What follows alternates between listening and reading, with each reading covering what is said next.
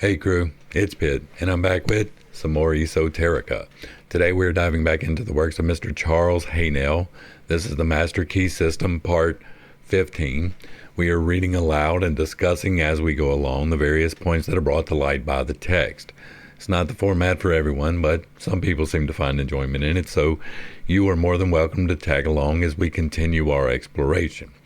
Before we begin, however, if you are unfamiliar with me, any of my unconventional beliefs, or if at any point in time I lose you in the terminology, there are several playlists that will be linked above in the box below, along with the original source material, so that you can get a better understanding of exactly why I say the things that I do. With that being said, we are going to dive in and continue our exploration of the Master Key System with Part 15. This part explains the law of growth and explains why we cannot obtain if we tenaciously cling to what we have, and that difficulties, inharmonies, and obstacles indicate that we are either refusing to give up what we no longer need or refusing to accept what we require. We are holding on to worn out and useless material, or we are allowing a deficiency to exist and are not obtaining the material necessary for our growth. It explains how the ability to appropriate what we require for our growth is secured. It explains how vitality is important to thought, and what determines the importance of words, the vessels in which thought is carried. How abundance may be secured, and why we must be prepared to assume the responsibility for every thought and action.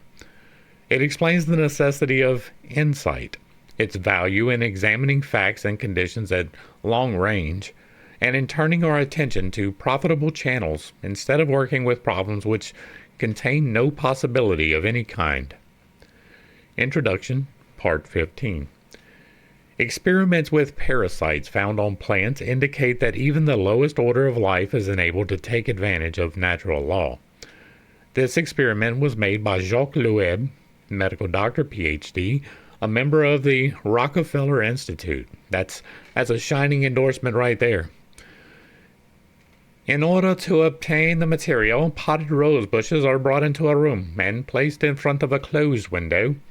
If the plants are allowed to dry out, the aphids, parasites, previously wingless, change to winged insects.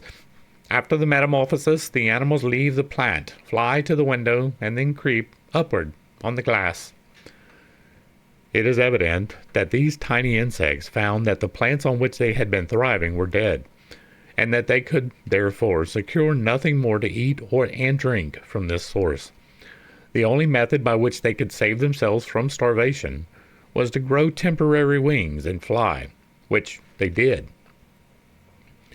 Experiments such as these indicate that omniscience, as well as omnipotence, is omnipresent, and that the tiniest living thing can take advantage of it in an emergency. Part 15 will tell you more about the laws under which we live. It will explain these laws to operate to our advantage, that all conditions and experiences that come to us are for our benefit, that we gain strength in proportion to the effort expended, and that our happiness is best attained through a conscious cooperation with natural laws. It is important to note that spontaneous wing development is not going to happen to you, right? It is almost certainly part of these aphids' physiology to do this in times of need. Just because something isn't used doesn't mean that it's not important. For instance, take your pineal gland. The fact that you don't use your pineal gland does not mean that it is not an important thing or that you can't use it. It's just that the circumstances by which you would need to use it have not arisen in your life. You have not fully uncovered the veil which covers the pineal gland. You have not figured out how to force the energy into it to break apart the veil and to create the secretions that will allow you to do things that are metaphysical. Just because it is part of you and you don't use it does not mean that it's not a part of you. And so, while it is entirely possible to affect change within yourself, which I have done, that's why we're here. I have healed my throat. I have healed my shoulder. I am doing vocal therapy. That is still part of it. But the cyst is gone, and the fact that I can talk for an hour, that is a blessing. That is something I'm not used to anymore.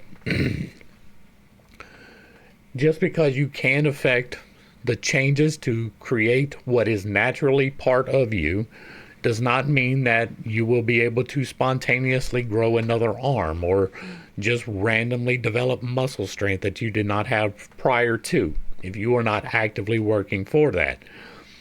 Just because it is not evident does not mean it is not there. That is an important thing to point out, because this seems to say that they are just going to spontaneously create wings, and it's nothing that's ever happened before.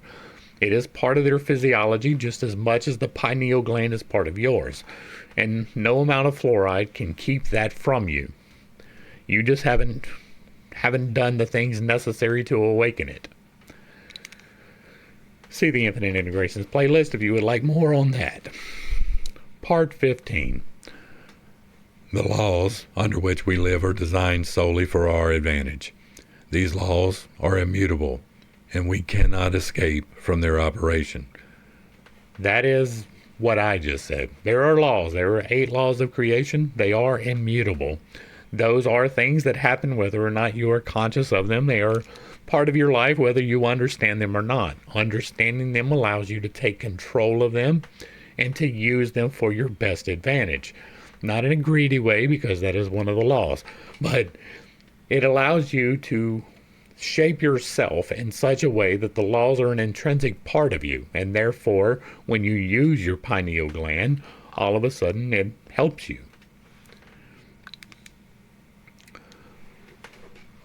All the great external forces act in solemn silence, but it is in our power to place ourselves in harmony with them and thus express a life of comparative peace and happiness.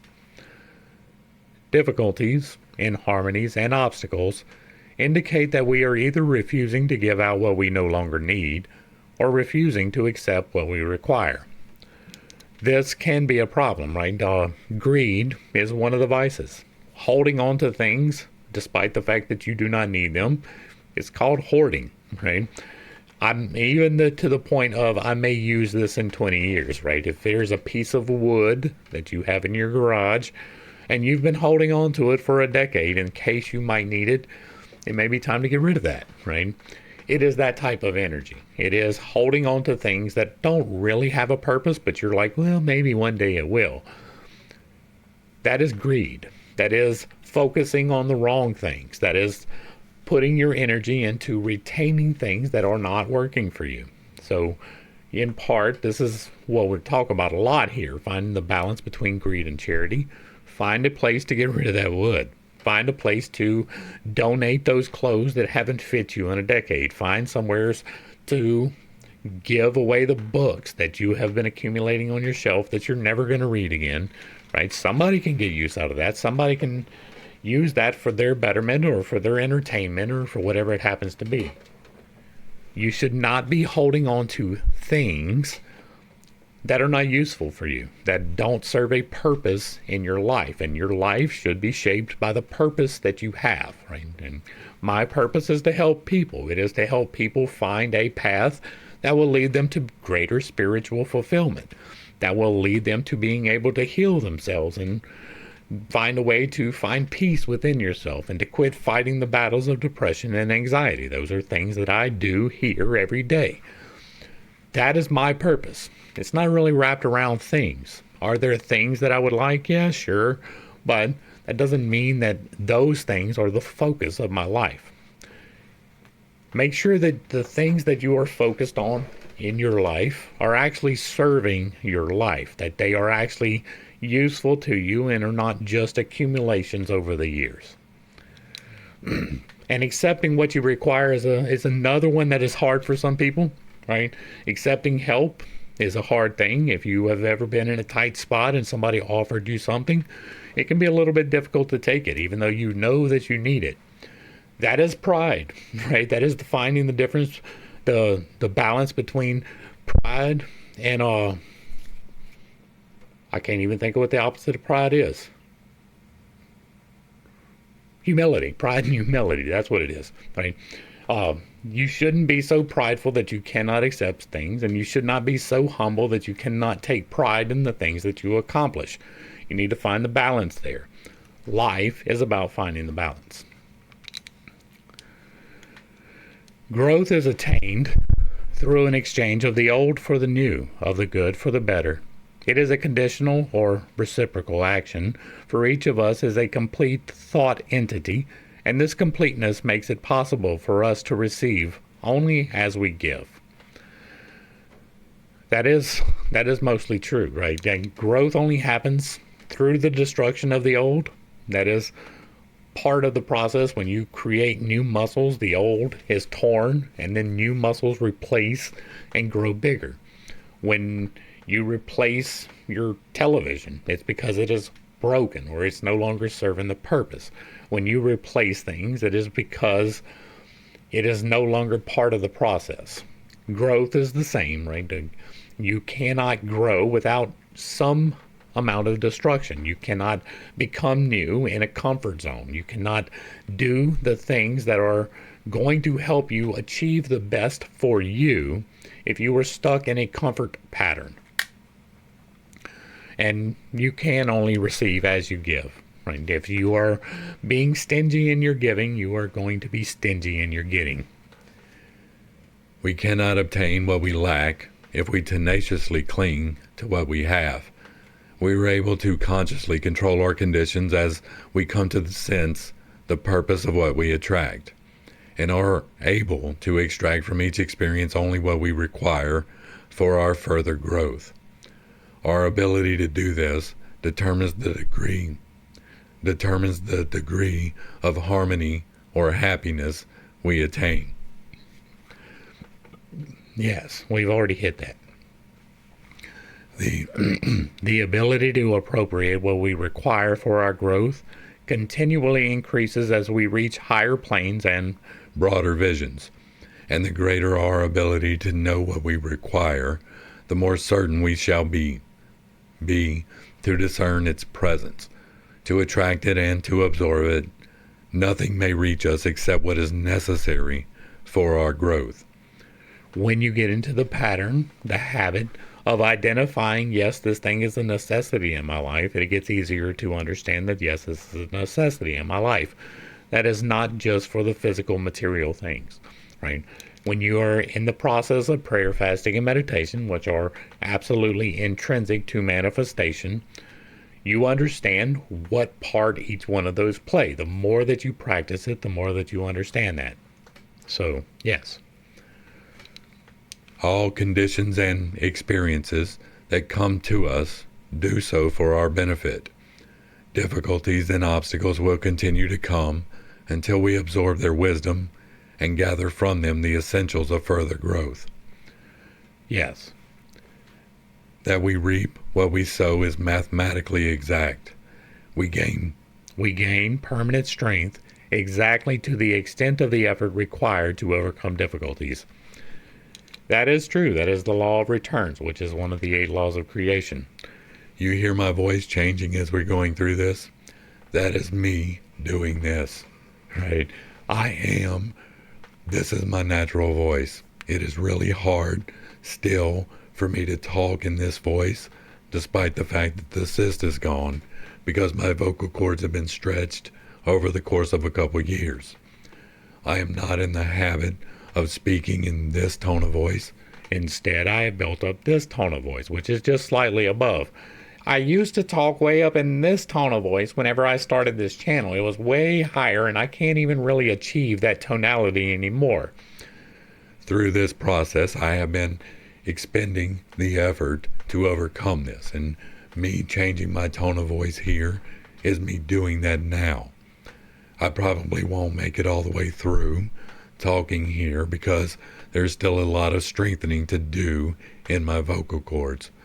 But I'm trying to remember this, that you only gain permanent strength to the extent the effort required to overcome the difficulties.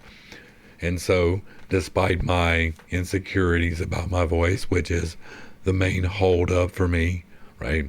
I know that you can still hear me here, even though sometimes it cracks and I have to repeat myself. I need to build the confidence to speak here.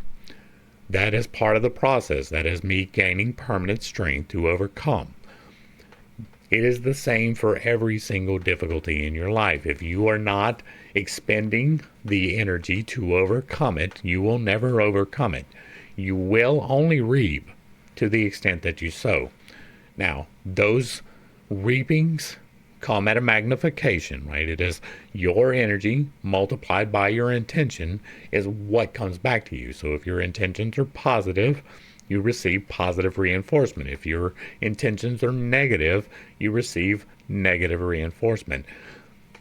That is a fundamental law. So yes, it is mathematically exact, even though the factor changes according to the lesson. The inexorable requirements of growth demand that we exert the greatest degree of attraction for what is perfectly in accord with us. Our highest happiness will be best attained through our understanding of and conscious cooperation with natural laws. And that is absolutely true. That is why I harp so hard on the 8 laws of creation. That is the fundamentals for manifestation. It is the rules by which karma and manifestation both work. Those happen whether you are conscious of them or not, whether you are using them or not. So use them, learn them, understand them, align your intentions with the greater good, and you will get the greater growth. The growth demand is according to your energy expended multiplied by your intentions. In order to possess vitality, Thought must be impregnated with love. love is a product of the emotions. It is therefore essential that the emotions be controlled and guided by the intellect and reason. Love is the multiplier of multipliers. It is the only thing which multiplies when you divide it. If you split it apart, you get more of it. That is the only thing by which that happens. It is love which imparts vitality to thought and thus enables it to germinate. The law of attraction, or the law of love, for they are one and the same, will bring to it a necessary material for its growth and maturity. The law of attraction is not the law of love. The law of attraction is like attracts like. Things of a similar nature tend to cluster. That is the law of attraction. Love is the multiplicative force therein. So is hate, or wrath, which is the opposite of love. You can receive benefits from hate. It is possible. Some blessings do not come from the original source, but by an imitator thereof. So you can receive returns, but generally speaking, if you are not motivated by love, the law of attraction is going to bring what you are motivated by. It is not the same thing, right? You still receive returns whether or not love is. But being guided by love allows those returns to be positive as opposed to negative. So in part, this is correct, but in part it is not, because the law of attraction and the law of love is not one and the same. It's really not. The first form which thought will find in language, or words, this determines the importance of words. The first form which thought will find is language, or words. This determines the importance of words. They are the first manifestation of thought, the vessels in which thought is carried. They take hold of the ether, and by setting it in motion, reproduce the thought of others into the form of sound. Yes, your thoughts are magnified, right? You have 7 chakras internally and 1 external. The top and the bottom, the crown and the base, are receptive devices. They receive from the divine intentions, and they receive direction from there. Your third eye and your sacral take those and direct them in the direction you want them to go in. Your throat and your solar plexus are amplification devices. The thoughts that you have pass through your vocal cords out into the world, and they create the toroid in which you live. Now, a toroid is an emanating force. It looks like a donut when you draw it out, but there's not really a negative hole in the middle. That toroid really kind of shifts all the way around, and it is constantly emanating and receiving from every single point at the same time. So you, through directing the thought and then amplifying it through your voice, create the reality in which you wish to live. Your word choice makes a big difference. That is why I argue semantics so often. Sometimes it doesn't matter, right? Sometimes it is just a trivial difference between word choice. But sometimes it is a rather important thing, the difference between necessary and needed. See, the Bible study. That's a big one. You know, what is necessary and what is needed are not necessarily the same thing. Necessary means that you absolutely have to have it. Needed means that it would be better for you to have it. The example I use is God, right? In order to be saved, you need to turn to God. It's like cutting down a tree. What is necessary is a sharp edge. What you need is an axe. But you can still get it done with a pocket knife. It's just going to take a really long time, but you've got a sharp edge. That's the necessary part. Turning to God for forgiveness is the necessary part. What you need is a direct relationship to God through prayer, fasting, and meditation. But sometimes people use a less effective tool and they go to an intermediary for that. And while that can be useful, it is not the thing that is actually necessary. You can call upon any name of a person who has walked upon the earth for intervention, and you may receive it, but you can turn directly to God and you will receive it. There is a difference there. It is a semantic difference, but it's a big one. That's why I focus so hard on correcting, right? When we just talked about the law of attraction and the law of love, for most people, that's not a big difference. But for me, it is an enormous difference, right? The law of attraction is basically fundamental, and it works whether you are intentioned correctly or not. The law of love would only work if you were intentioned correctly. That is a massive difference. Massive difference. That's the difference between a butter knife and an axe trying to cut down the tree. Thought may lead to action of any kind, but whatever the action, it is simply the thought attempting to express itself in visible form. It is evident, therefore, that if we wish desirable conditions, we can only afford to entertain only desirable thoughts. This is important. Will you be able to achieve this? Probably not. Should it be your goal? Absolutely. And by that I mean nobody is perfect, myself definitely included. Your intentions should be the best. You should be motivated by nothing but light and love for everything that you do. But that is almost certainly not going to be the case. You will experience road rage. You will experience frustration with a coworker. You will get angry at your child. These are things that happen. They are lessons to learn and to overcome. But you will not succeed in being perfect. Nobody can do that. It has never been done on the mortal plane. It has never been done on the mortal plane. I don't care who you call upon. Nobody who was immortal has done that perfectly.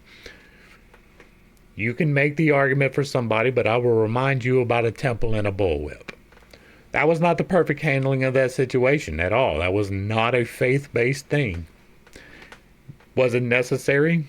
Maybe. Was it needed? Most likely. But was it perfect? No, not at all. And so, understand that, right? The goal is perfection. You will never achieve it. That is not even a possibility. The best that you can do is to correct yourself towards it every time that you make a mistake. And so, but That also means that you don't get to dwell on the bad thoughts, right? When you get frustrated with your coworker, you don't get to go home and still bitch about it all night long and then go to work the next day all up in a tizzy about it. You don't get to do that. That is entertaining the non-desirable thoughts. You don't get to be mad at somebody who cut you off in traffic. Right? That is something that's going to happen. But you shouldn't be waving any fingers at them. You shouldn't be laying on the horn to them. You shouldn't be trying to pass them up and cuss them out, chase them down to the red light so that they know they made a mistake. That is not your goal. Your goal is to say, well, Lord, I guess I need to slow down. That can be tough, right? If you're cut off and you're all of a sudden not able to go as fast as you want to, that's not a cause for you to get angry at the person who did that. They were serving a purpose, and that purpose may have been to slow you down. It may have been to test your resolve with your wrath. It may be a whole myriad of things. Will you get mad? Probably, at least until you've practiced. And then you have to correct yourself. You have to say, you know what, that's not where I want to be. That's not who I want to be. That is not how I want to be. I want to be different. And so then you begin to entertain only the desirable thoughts. Will it ever be perfect? No. Should it be the goal? Absolutely. This leads to the inevitable conclusion that if we wish to express abundance in our lives, we can afford to think abundance only. And as words are only thoughts taking form, we must be especially careful to use nothing but constructive and harmonious language, which then, finally crystallized into objective forms, will prove to our advantage. Yes, we talk all the time about the law of attraction, and the law of attraction is like attracts like. So if you are speaking negative, you are drawing negative. If you are speaking positive, then you are drawing positive. Sorry. You should be expressing the abundance. You should be expressing the positivity. You should be expressing the things which you wish to see in your life, not the things that you don't. And again, that can be a very hard thing, right? It is especially hard when you begin. When you are first seeking to do this, it will seem overwhelming. Like, I started with traffic. That's why I use that example. When I started trying to change my thought patterns, it was because I had road rage. I was the one, right? I would walk up to you with that finger out. I would be the one telling you pull over and let's talk about it. I would be the one chasing you down at the red light. That was me. I had to correct those actions within myself. And then I was able to start expressing those things after I started correcting them. If I had given up, we wouldn't be here today. So you can't give up. You have to keep trying. But learn to express abundance. Abundance is gratitude, right? That's a semantic argument, I understand. But I have incorporated into my prayer walk an expression of gratitude, and that is the abundance of love in my life. I am thankful for my wife and my children. I am thankful for my home and my provision. I am thankful for my crew and our vision, and I am thankful for the dreams and the mission. I am thankful every day, expressing thanks in abundance.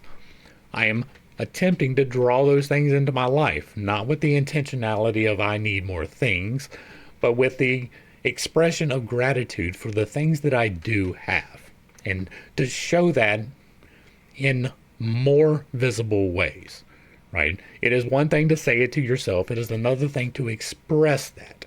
And when you express it, you create it for yourself. Taking those thoughts and directing them in the direction you want, and then vocalizing it amplifies it. We cannot escape from the pictures we incessantly photograph on the mind, and this photography of erroneous conceptions is exactly what is being done by the use of words. When we use any form of language which is not identified with our welfare. Now the photograph thing, that's a little bit different, right? The aphantasia is a real thing. Not everybody can visualize, and not everybody takes a photograph. But regardless, if you are speaking it, you are creating it. You are reinforcing those patterns. We manifest more and more more and more life as our thought becomes clarified and takes higher planes. This is obtained with greater facility as we use word pictures that are clearly defined and relieved of the conceptions attached to them on lower planes of thought. Again, do the things which are good for you. It is with words that we must express our thoughts, and if we are to make use of higher forms of truth, we may use only such material as has been carefully and intelligently selected with this purpose in view. Be very careful with the word selection that you use. That is why I argue semantics so much. This wonderful power of clothing thoughts in the form of words is what differentiates man from the rest of the animal kingdom. By the use of the written word, he has been enabled to look back over the centuries and see the stirring scenes by which he has come into his present inheritance. He has been enabled to come into communion with the greatest writers and thinkers of all time, and the combined record which we possess today is therefore the expression of universal thought as it has been seeking to take form in the mind of man. That is in large part true, right? That is why we are doing this, in large part. We are going back and discussing as we go along the various things that are brought to light by the text, right? That is what we do here every day. And that is so that we can come into communion with other thinkers.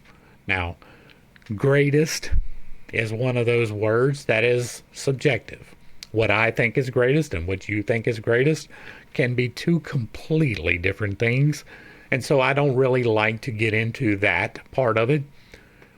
It is better to just find out what other people think and to discuss them. Now, I am on a great deal on a mission of correction, right? It is a mission of clarification. It is a mission of show the best that you possibly can.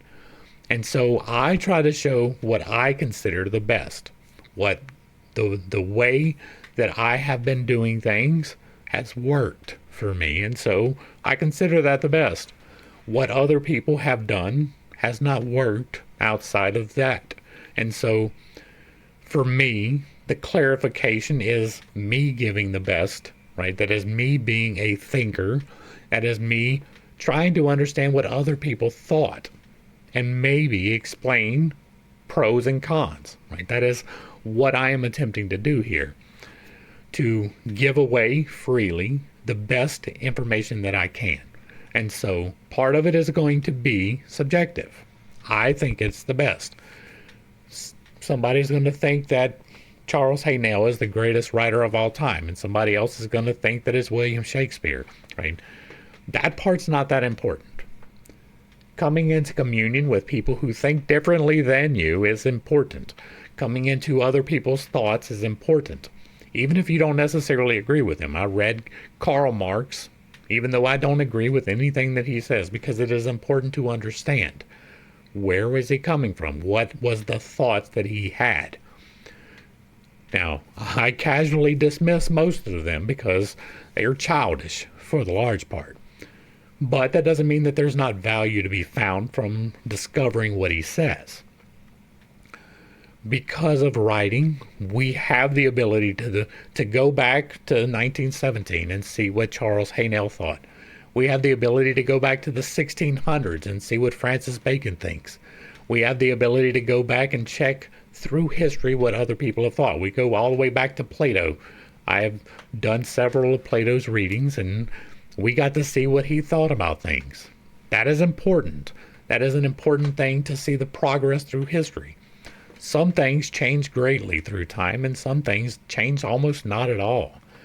If you go back and you check out Plato's Republic, which is part of the Ancient Lore playlist, you will see that he was arguing for a republic way back then, and he was talking about how the various other forms of government are pretty terrible.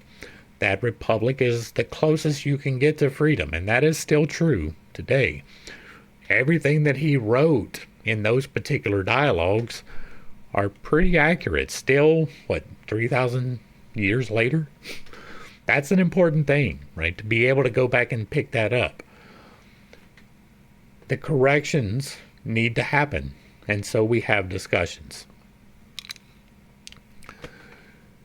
We know that the universal thought has for its goal the creation of form, and we know that the individual thought is likewise forever attempting to express itself in form.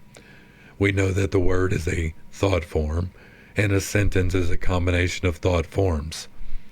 Therefore, if we wish our ideal to be beautiful or strong, we must see that the words out of which this temple will eventually be created are exact, that they are put together carefully, because accuracy in building words and sentences is the highest form of architecture in civilization, and is a passport to success. And I do not disagree with that. Words are thoughts, and therefore an invisible and invincible power, which will finally objectify themselves in the form they are given. Sorry. Words may become mental palaces that will live forever, or they may become shanties which the first breeze will carry away. They may delight the eye as well as the ear. They may contain all knowledge. In them we find the history of the past, as well as the hope of the future. They are living messengers from which every human and superhuman activity is born. That, again, is true. Words are incredibly important. When I tell you to speak your goals and your dreams aloud, that is for this reason. The things which you express become your life. So, like I use all of the time, if you wake up every morning and you're like, it's going to be a shitty day, it's going to be a shitty day. And nothing is going to change that. If you wake up every morning and you're like, it's going to be a wonderful day, then it will, regardless of what shit gets thrown at you. You get a large part in shaping your reality. There are things that will happen regardless. I call them the bottlenecks, see the Infinite Integrations playlist. But those trials are part of your life, and you have to learn to take them with equanimity. You have to learn to focus yourself on the positive and not the negative, and that will help you to create the mental palace that can live not necessarily forever, but in better ways, right? It is much better to live a positive life. I can attest to that. I have lived both sides of that. It is much better to understand that there are lessons involved in every hardship, that you can overcome pretty much any obstacle in your way, right? Not every obstacle. Some things aren't going to end things, right? There are still diseases, whether or not you have a positive mindset.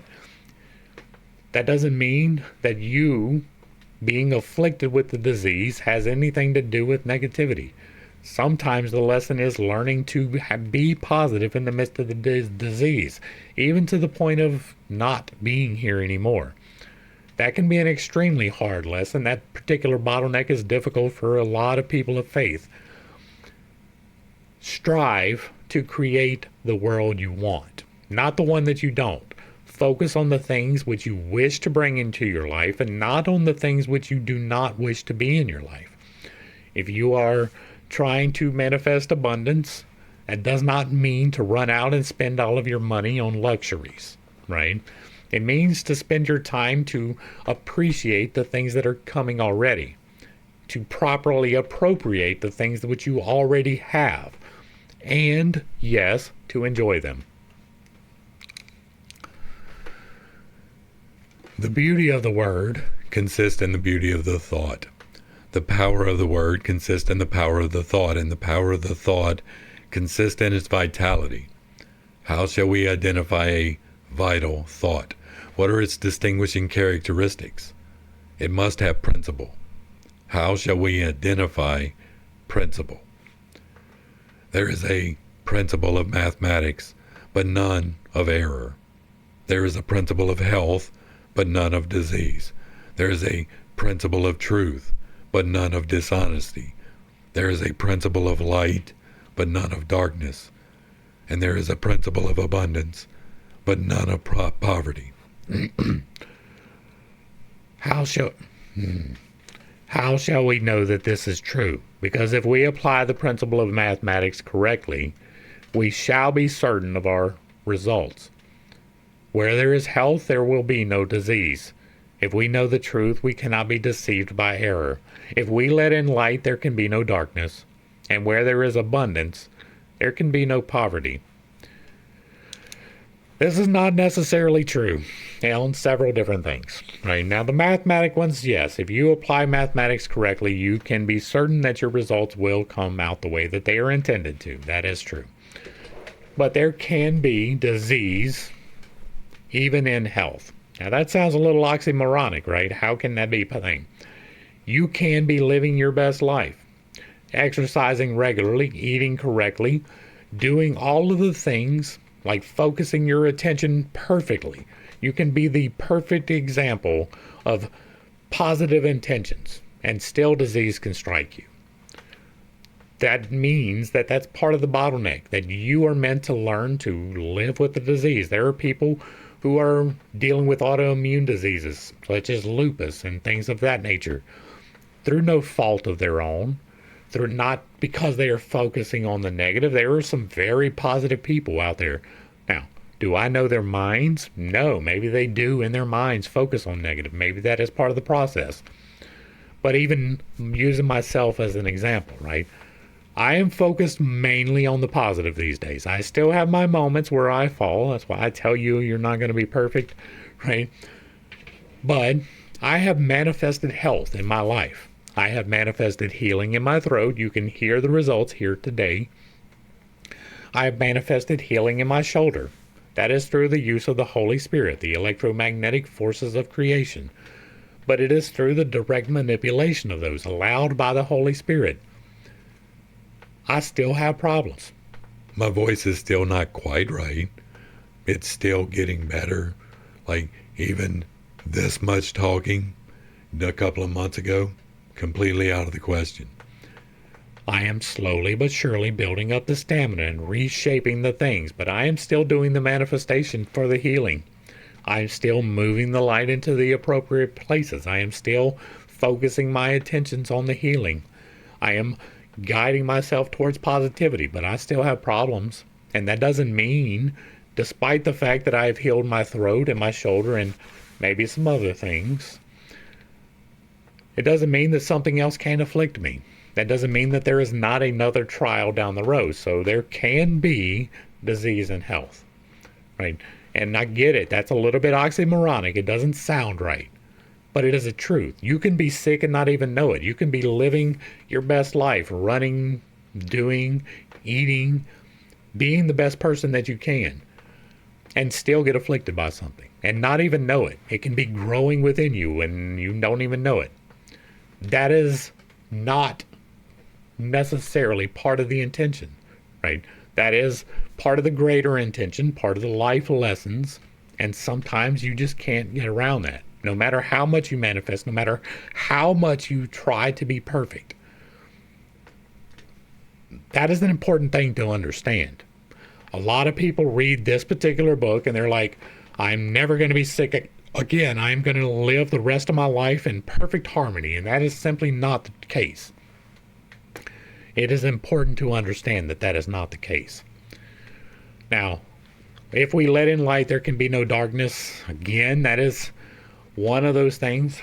Without darkness, what is light? Without light, what is darkness? Right? They are relative to each other. It is a scale. And so, yes, in part, if you have nothing but light, there can be no darkness. And if you have nothing but darkness, there can be no light. But most people are kind of in the middle. And it's a little bit shady sometimes. Sometimes the darkness creeps in, and you can make that go away. That is through the intentionality. That is focusing yourself on trying to be perfect, even though it is not attainable. But that doesn't mean that the darkness will not exist. That is something that you, again, need to understand, and that I believe he got wrong.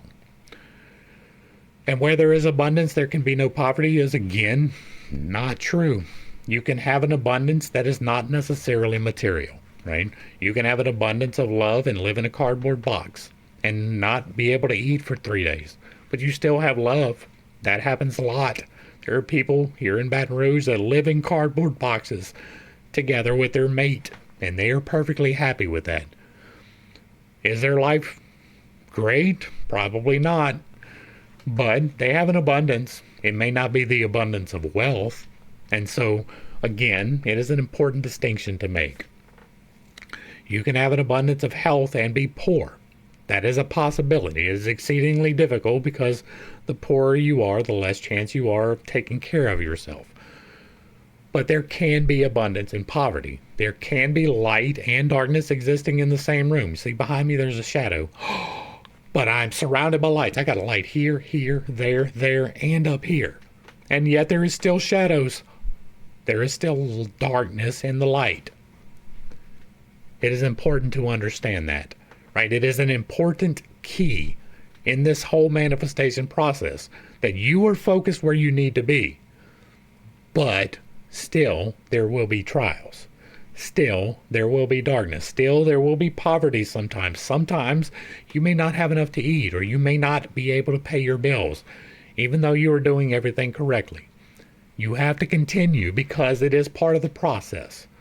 Understand that. That is my point here, right? It is not to hammer home, well, the negative is going to happen, but the negative is going to happen. Regardless of what you do, something negative will come into your life. Your response to that negative is the important part. These are self-evident facts. But the all-important truth that a thought-containing principle is vital and therefore contains life and consequently takes root and eventually, but surely and certainly, displaces the negative thoughts, which, by their very nature, can contain no vitality, is one which seems to have been overlooked. And that is in part what I just said, right? Everything has its balance. And if you are living entirely in the light, the shadow has no choice but to pop up. That is balance. You are meant to be balanced between the virtues and vices. It is not meant to be a life of exclusion. And that includes light and dark, even though they are not really in the virtues and vices. But this is a fact which will enable you to destroy every manner of discord, lack, and limitation. And again, that is what I said. There can be no question but that he who is wise enough to understand will readily recognize that the creative power of thought places an invincible weapon in his hands and makes him a master of destiny. And again, invincible is a very big word. You will often hear me talk about a big word. Big words are words that are almost unattainable, right? Invincible is almost unattainable. Impossible is almost unattainable. Absolutes, almost unattainable. And so when I say that it's a big word, that means that it is not to be the overarching, right? The absolute love, that is a goal, but it is almost impossible, right? I love all of you, but I get frustrated by many of you. And so it is, I say it all of the time, and I probably should say it less, especially considering these lessons, but I love people in theory. It's the practical application that gets me, right? When I run into a complete and total ignoramus, it is a test. It is a trial to, right? I'm one of those people who like to offer correction. I try to do it in a gentle manner, much more gently in person than I do on this channel. But if you are unable to be corrected, I have very little tolerance, right? If there is something that is true, right, a fundamental fact, 2 + 2 = 4, and you come to me and say, well, no, that's subjective, then we are not in harmony. And I am going to attempt to correct you once. That is a lesson that I am learning. I'm not going to argue with you anymore. That is part of my journey. But there was a time I would be like, no, 2 + 2 = 4. No, 2 + 2 = 4. No, 2 + 2 = 4. You will not destroy every manner of discord, lack, and limitation because people, People are real and people have their own things. Invincible is a big word because people exist. You cannot be in full control and on perfection all the time because trials exist. People are stupid quite often. So you should be able to recognize creative power of thought, but it is not an invincible weapon. Diseases still happen. Stupid people still exist. In the physical world, there is a law of compensation, Which is that the appearance of a given amount of energy anywhere means the disappearance of the same amount somewhere else. That is one of the laws of creation, right? Nothing can be created nor destroyed. That is the law of the one. All things are the one. Nothing can be created nor destroyed. All things are in motion and are all matter is motion held in place. And like there's a whole lot of things that go into the 8 laws of creation. That's why we have a whole 45-minute video on those 8 laws. The appearance of a given amount of energy anywheres means the disappearance of the same amount somewhere else is the law of returns, right? The pendulum will swing. You give out the energy, it will return, guaranteed. It is going to return magnified by your intentions, guaranteed. So if you are giving out energy in a negative manner, it will be multiplied by your negative manner. If you are doing it with a positive manner, it will be multiplied by the positive manner. And so this is mostly true, right? If we, the same amount somewhere else is not necessary. Like the returns are magnified. Like there's not, for each action, there is an equal and opposite reaction. There is an appropriate reaction. Sometimes that is a little bit stronger and sometimes it's a little bit weaker. That's due to entropy and investment. But, this is mostly true, right? It is the fundamental 8 laws of creation. I don't know that I would state this exactly the same as this, but it is mostly true. So we find that we can only get only what we give. If we pledge ourselves to a certain action, we must be prepared to assume the responsibility for the development of that action. That is an important part. The subconscious cannot reason. It takes us at our word. We have asked for something. We are now to receive it. We have made our bed. We are now to lie on it. The die has been cast. The threads will carry out the pattern we have made. Yes. Right. There is no return without energy invested.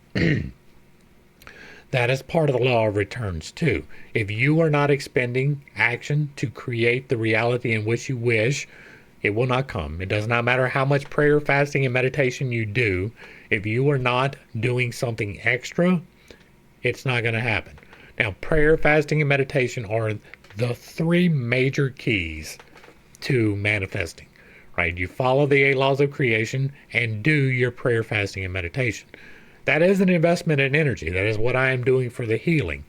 But the other healing that has happened, that is part of me doing my prayer walk every morning. That is part of me stretching those particular boundaries.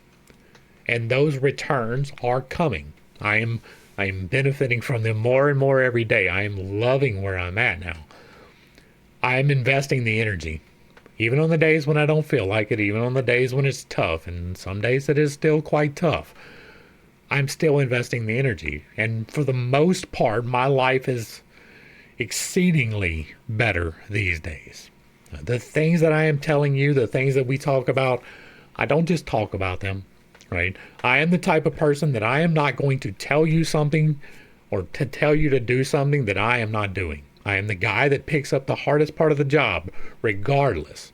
All right, if we are 15 of us, and there is 15 different jobs, and one of them is the shittiest one, and you give me the first choice, I'm taking the shittiest job. I'm going to put in the hardest amount of work. I'm not going to ask you to do anything that I don't. When I talk about prayer, fasting, and meditation, it is because it has benefited me. I have used it for my own benefit. This healing that I have is directly from prayer, fasting, and meditation.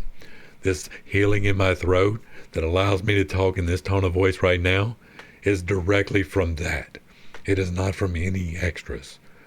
The healing in my shoulder, that was from extras. That was from doing exercise, from attempting to make myself better than I was. So while you should not rely entirely upon prayer, fasting, and meditation, they are intrinsic. They can bear their own results to the degree in which they are limited. And by that I mean, like, you're not going to lose weight by praying. You might by fasting, but it's going to take you a long while. You have to exercise. You cannot pray for a job and never put out an application. You cannot ask for friends and never go anywhere. You can't receive what you are not putting out. For this reason, insight must be exercised so that the thought which we entertain contains no mental, moral, or physical germ which we do not wish objectified in our lives. And again, maintain your focus.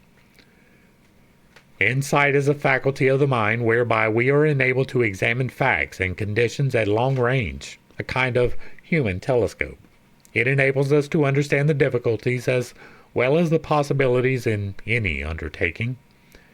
Insight enables us to be prepared for the obstacles which we shall meet. We can therefore overcome them before they have any opportunity of causing difficulty. That. Insight enables us to plan to advantage and turn our thought and intention in the right direction, instead of into channels which can yield no possible return. Correcting your insight is a part of the process, right? I am an NI dominant, and if you don't know what NI dominant means, you should check out the MBTI parts or the Infinite Integration playlist, which contains all of the MBTI parts. But it means that I am a pattern recognition person. I can sense the pattern in all kinds of things. Like, part of having that is concluding something before all of the evidence is in. It is looking at these possibilities and deciding that this is the most likely one. Other people are NE dominants, which is the opposite. They are constantly looking for new things. And most anxiety resides in the NE function. You see all of these possibilities and you're unable to decide which one to focus on, so you look at all of them equally. And instead of investing your energy in the manner that I do and saying, this is the most likely outcome, let me plan for that. You see all of these possibilities and there's no chance to plan for every possibility. Being able to take the ability to see all of these things and to narrow them down to the most likely is insight. Taking your discernment and applying it to the possibilities. That allows you to overcome the anxiety that is more inherent in the NE dominance. It allows you to turn your thought to the right direction. Okay, this is the most likely outcome, and that can be a negative outcome that you're making a plan for, even though you are hoping for the positive outcome. By making that plan, you are according yourself for the anxiety, right? If this worst case happens, here's the plan going forward. But make the plan also for the best case when you do so. That is insight. And insight is therefore absolutely essential for the development of any great achievement. And with it, we may enter, explore, and possess any mental field. Insight is a product of the world within and is developed in the silence by concentration. And that is mostly true. Some of it requires you to be active. Most of insight does come from just letting your mind not concentrate on all of these possibilities, but instead to pick out the one. Focusing your thoughts upon the thing which you wish instead of the thing that you don't. The silence here is meditation, right? You pray. Prayer is asking for things. It is directing the things. Fasting, which is the second part, is preparing yourself to hear back. And then meditation, which is the third key, is this silence, right? It is stilling your thoughts and allowing just the random things to tumble through. Those random things often are divinely inspired. Not always, right? Always is a big word. But generally speaking, when you are in actual meditation, the thoughts that come to you aren't really things that you've even thought about before. It is something that just kind of trickles in from somewhere else. That is the point of the silence. That is the point of the meditation, is to hear back from God, from the Holy Spirit, from the source, from whatever you want to call it. So insight is a product of the world within and is developed in the silence. That is mostly true. For your next exercise, concentrate on insight. Take your accustomed position and focus the thought on the fact that to have a knowledge of the creative power of thought does not mean to possess the art of thinking. Let the thought dwell on the fact that knowledge does not apply itself, that our actions are not governed by knowledge, but by custom, precedent, and habit. That the only way we can get ourselves to apply knowledge is by a determined conscious effort. Call to mind the fact that knowledge unused passes from the mind, and the value of the information is in the application of the principle. Continue this line of thought until you gain sufficient insight to formulate a definite program for applying this principle to your own particular problem. And I don't disagree with that, right? That is, meditate. Pray, fast, and meditate. It is the keys to understanding. Think truly, and thy thoughts shall the world's famine feed. Speak truly, and each word of thine shall be a fruitful seed. Live truly, and thy life shall be a great and noble creed. Horatio Bonar. Part 15, questions. What determines the degree of harmony which we attain? Our ability to appropriate what we require from our growth from each experience. What do difficulties and obstacles indicate? They are necessary for our wisdom and our spiritual growth. How may these difficulties be avoided? By a conscious understanding of and cooperation with natural laws. See the 8 laws of creation. What is the principle by which thought manifests itself in form? The law of attraction. And that is actually a proper use of the law of attraction. How is a necessary material secured by which the growth, development, and maturity of the idea take form? The law of love, which is the creative principle of the universe, imparts vitality to the thought, and the law of attraction brings the necessary substance by the law of growth. We've already discussed that to the point we need to. How are desirable conditions secured? By entertaining desirable thoughts only. How are undesirable conditions brought about? By thinking, discussing, and visualizing conditions of lack, limitation, disease, and harmony and discord of every kind. This mental photography of erroneous conceptions is taken up by the subconscious, and the law of attraction will inevitably crystallize it into objective form. That we reap what we sow is scientifically exact. That is true. How can we overcome every kind of fear, lack, limitation, poverty, and discord? By substituting principle for error. How may we recognize principle? By a conscious realization of the fact that truth invariably destroys error. We do not have to laboriously shovel the darkness out. All that is necessary is to turn on the light. The same principle applies to every form of negative thought. What is the value of insight?